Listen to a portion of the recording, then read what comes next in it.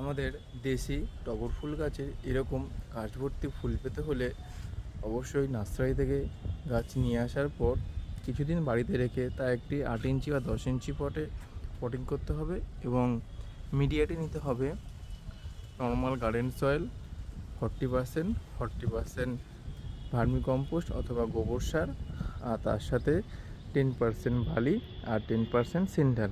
বালিটা আমরা নর্মাল যে বিল্ডিং তৈরি করা যে বালি হয় সেই বালি নিলেই হবে। আর গাছ যখন গ্রো করবে প্রত্যেক 1 মাসে আমরা 1 মুঠো করে মিক্সড খাবার দেব মাটিতে।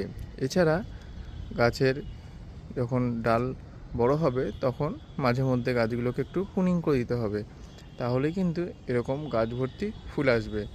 আবার ফুল হয়ে যাওয়ার পরে গাছে আবার মিক্সড খাবার দিলে আবার কিছুদিন পরে এরকম ফুল চলে আসবে। তো বন্ধুরা, ভিডিওটি ভালো লাগলে থাকলে অবশ্যই লাইক এবং